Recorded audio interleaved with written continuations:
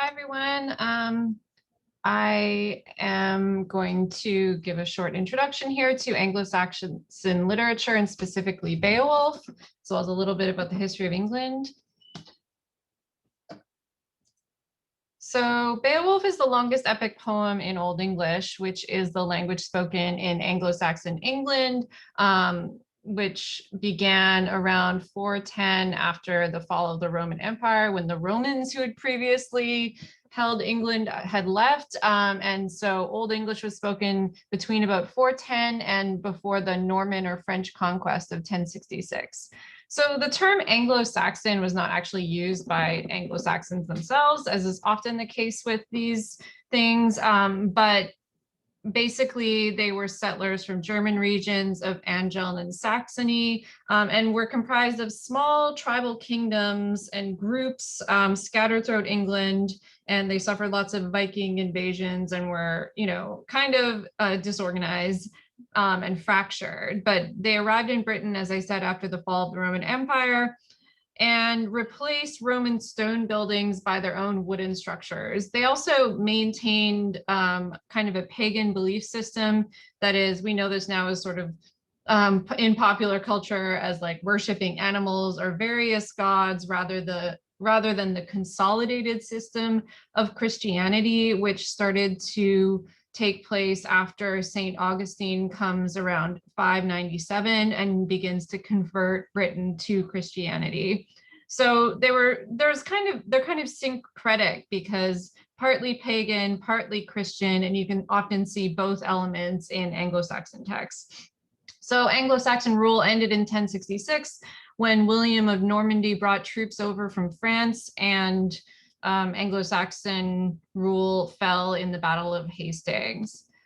So here's kind of a map, and you can see there's a modern map over on the right here that sort of shows you what countries these regions are now known as. Denmark, we have Germany, and here are the Netherlands, and so you can see that they kind of came from these northern parts of Scandinavia and colonized different areas in England. Beowulf itself is an anonymous poem, and we couldn't even think of trying to assign a single author to it, really, because the events of Beowulf take place in about the 6th century, but it wasn't written down until about the 10th century. So that is to say, it circulated orally through storytelling. Many different people probably added to it and subtracted from it. Literature was not the same back then as it is now in terms of like one set novel or printed word. It was very much alive and evolving according to context, according to different people telling the stories. And so it actually was only survives to us in one single manuscript when it happened to be written down centuries after it probably began to be told. So to that point, well, we know it as an English poem. Its lore and its stories would have been foreign to the original readers of its manuscript as well, because it was actually set in the 6th century, centuries earlier, and also because it's set in Scandinavia. So it's an English poem, but it doesn't even take place in England. Beowulf is a member of the tribe of Geats who live in the south of what is now Sweden, and he serves in the court of Hrothgar, king of the Danes, or Denmark. So also the poem, if you're following this timeline here, the poem was told in a pagan context, but actually written down in a Christian one. So even in the section, the first 800 lines of the poem, you can kind of pick out when there might be sort of pagan elements versus these added Christian things like, oh, praise our Lord Almighty, or Grendel himself is said to be of the son of Cain. So it's kind of a mishmash of these different religious elements, and I think that makes it more interesting. But you can imagine that maybe the scribes in transcribing it were adding things from their Christian context to what was originally a pagan tale. Other text in the single Beowulf manuscript, which is known as the Noel Codex, includes saints' lives and exotic tales of the Orient. So we can kind of unify all these texts around the theme of, in this single preserved in this single book under the theme of monsters, heroes, and the unknown. And it's kind of a miracle that it survives to us at all, because it almost got burnt in this fire in the 17th century. And if it had gotten burned, we wouldn't have Beowulf at all. Also, the text itself is not named in this Noel Codex or the book, and rather it's readers who gave it the name of Beowulf. So it actually just jumps right into the narrative in the manuscript, which you can see here. We've got an image of the first page on the right-hand side of this screen here. And you can even see in the image of this manuscript that the very first word is significant. What is now how HW and then AET. What. The very first word of the poem is significant. It's meant to capture the reader's attention and mark that something important is happening. And you can see just by the fact that it is kind of like blown up here, that we've finished reading the last text, and there's no title. It's only the appearance of these sort of larger lettering, that we know that a new text has started. So remember that these texts were often told orally. You would want a word that interrupts a bustling conversation at the dinner table. So various translators of Beowulf have chosen various words to sub in for the original Old English word what. Some of these include listen or hark or low. So if you try to imagine for yourself a word that is both like, okay, stop what you're doing and pay attention to what I'm saying right now, because this is really important. That's what that first word is trying to function as. And so even though we might think that this word what resembles most closely our modern English word what, that's actually not the case. It has more of a kind of like shut up and listen quality. I just recently, there's a new feminist translation of Beowulf by Maria Davana Headley, and she has chosen the word bro, which I think is quite funny as a translation of what. And she has a really nice explanation of why, because she thinks that the poem is really about sort of masculine competition. And, we use this word now, bro, I guess mostly between men to signal kind of a shared belonging to a kind of community. It's a little bit of a joking word, but it also gets your attention. So I'm not sure I would choose the word bro, but I do admire and respect her defense of why she uses it. So for our translation that we're reading in this class, Seamus Haney chose the word so, which he selected because it was taken from the memory of his Irish uncle telling tales at the table. So we have kind of a more intimate context where you just kind of launch right into a story. So other things that you might want to look for as you're reading, or just like hallmark qualities of Old English narratives, even though we're clearly reading this in translation, are what is known as kennings. I think they're really beautiful. They're metaphoric and poetic compound phrases used to describe a common object. So here are some examples just from the first 800 lines of the text. Whale road, which means sea. I mean, come on, how clever is that? Treasure seat for throne. Word, and this is another one of my favorites, when Beowulf unlocks his word hoard around 258 after he arrives in Denmark, and there's the guardian who's like, hey guys, my job is to keep this place safe, and where have you come from? You seem like you own this place. You need to tell me who you are and your justification for coming here. And then we're told that Beowulf, the leader of the troop, unlocked his word hoard. The distinguished one delivered this answer. So the word hoard kind of means treasure, right? Like almost like a piggy bank. And so it's like he's taking his little words out of his piggy bank and laying them out in front of the guardian. So I think that's really clever. Grendel is referred to as a corpse maker. Sunlight actually sunlight itself is sort of a compound kenning if you think about it, but sun dazzle at 605. So as you're reading, see if you can identify some of these compound words. You can, you can mark them with these by noticing the little dashes in between the words, and think about the kind of metaphor that they represent that can kind of cast these common objects into a slightly different light. And another actually related to this is the epithets. Sorry, this is a little cut off at the bottom here, but corpse maker might count as an epithet. So epithets are descriptive phrases that identify someone. And you'll notice this too, that often Beowulf is not referred to as Beowulf. In the line I just read, he's referred to as the distinguished one. And think about why this is there. So there are many different phrases and words and names that refer to the same people. Sometimes they're referred to in light of their ancestors. And I can't even see the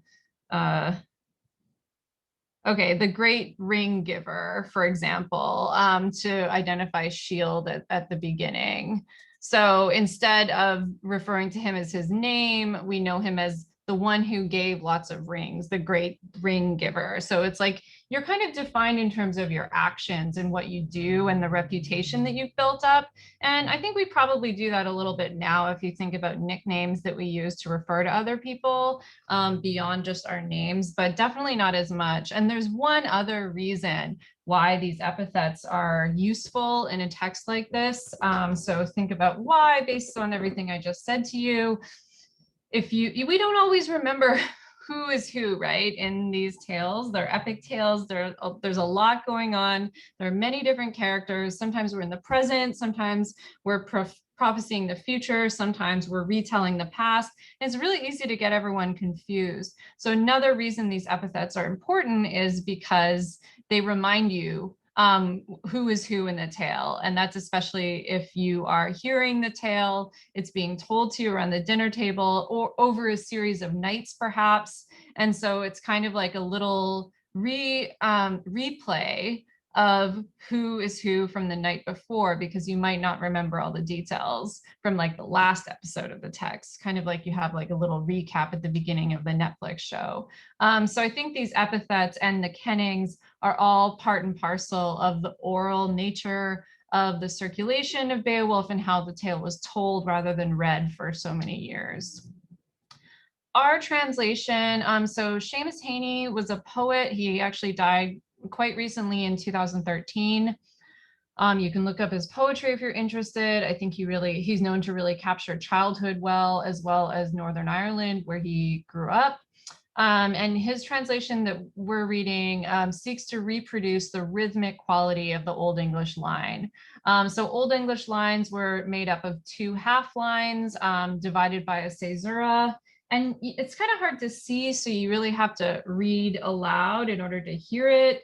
So they went on their way. The ship rode the water, broad-beamed, bound by its hawser, and anchored fast. Four shapes flashed above their cheek guards, the brightly forged work of goldsmiths, watching over those stern-faced men. So the ship rode the water. If you read it aloud, you will hear that that's kind of two beats. It's not only two syllables, but two beats.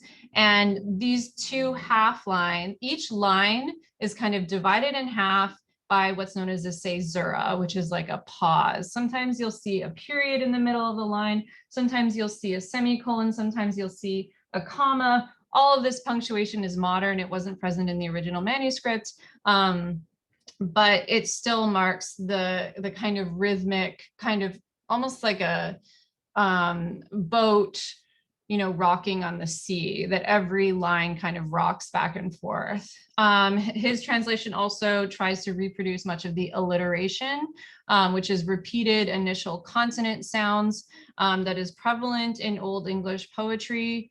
So in the lines I just read, for example, which were just a little bit random, but the word broad-beamed, bound by its hawser. So the initial alliterative consonant B is repeated here. And so again, I think that helps with memory for the people who were telling these stories. And it also just makes the lines, really pretty in many ways.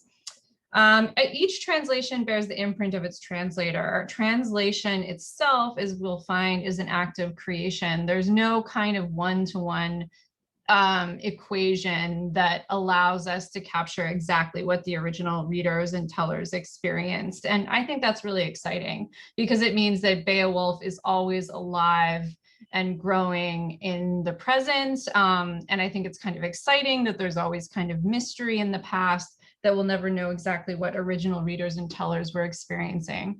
But just keep that in mind that we're not reading the original language. And so that's why it's good to pick a good translator. Haney himself, well, for one really nice example, so the translation kind of has these Northern Irish words that we don't maybe use over in America. But according to his obituary in the New Yorker, he was originally daunted when he was asked to translate Beowulf until he encountered the word "sold," which appears in just the first few lines of the poem around line 13.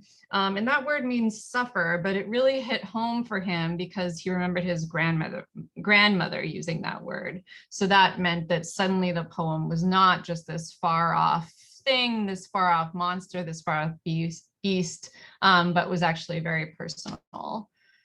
So I'm going to talk about Grendel a little bit and then close out here.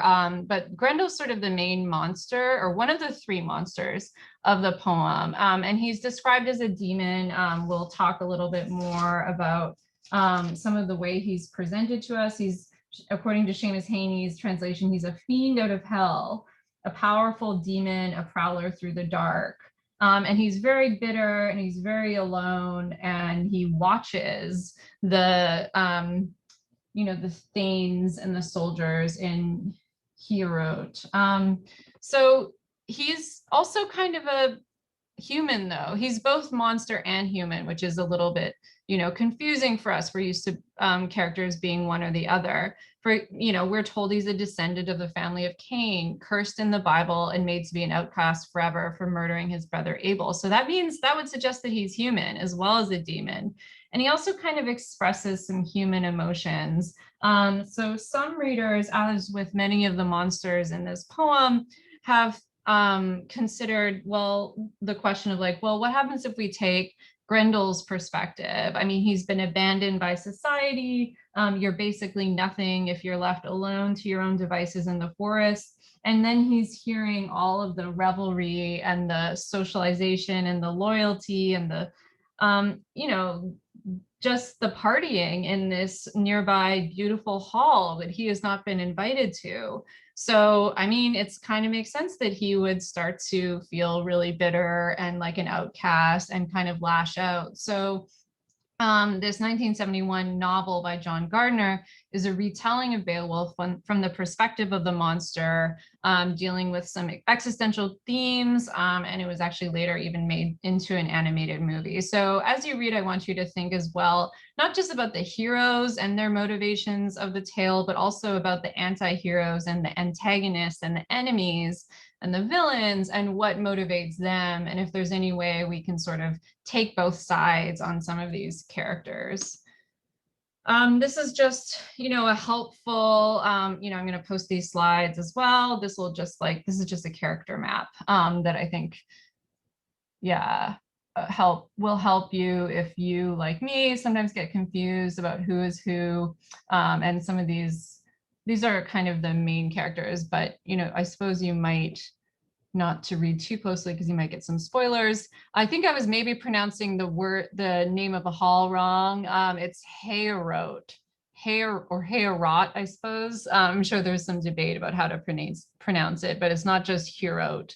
Heorot is a place of communal gathering and feasting, of goodwill and social bonds, where golden rings and gifts are distributed and heroic deeds are sung. So because it's such a harmonious representation of the king's successes in his realm, it's especially egregious and really humiliating that the hall becomes attacked over and over and over by one single demon or one single monstrous human, and that they can't even do anything to stop it for 12 years. And you might sort of wonder as you read, like, well, why do they keep just engaging in excessive drinking and revelry when there's a monster prowling around? Like, maybe they're too inwardly focused.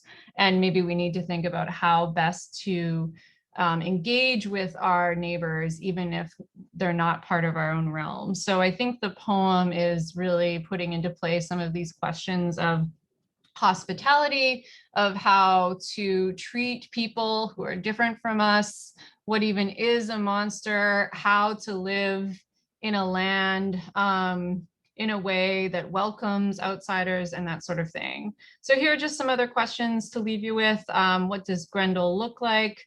What does Grendel feel like? I want you to come up with your own depictions of these characters rather than relying on how they're depicted in popular culture. And as we've already talked about, what makes him the way he is. Of course, we want to think about who is Beowulf and how is he introduced to us. And I think this is, I'm just kind of fascinated in this little interlude, the banter that unfolds between Unferth and Beowulf around lines 500 to 600 when they're talking about these swimming contests. And so I think, you know, what's interesting about that moment is that the battle doesn't just happen on the field, right? It isn't just a battle of weapons, but it's also a battle of words. If you're really a man, if you're really a hero, if you're really a leader, you should be able to hold your own in terms of like how you argue and how you banter and how you unlock your word hoard. And so Unferth is kind of challenging him verbally. And that's something that Unferth is obviously really good at. He's really good at talking, arguing, debating. And then Beowulf, I think, is able to hold his own. So it's another kind of masculine context that's supposed between bros. I want you to think about what Heorot Hall looks like. And the bigger questions, how is masculinity constructed in this tale? As well as how is femininity constructed. Think about there aren't too many female characters, but I think they're all really fascinating. In this section, we do have a queen sort of around line 600 or maybe a little bit later, 620. Whalethil, probably saying her name wrong, and think about her role in the society and how the women kind of prop up some of the men. And these are sort of some broader questions for us. So thanks for listening. We look forward to reading all of your responses.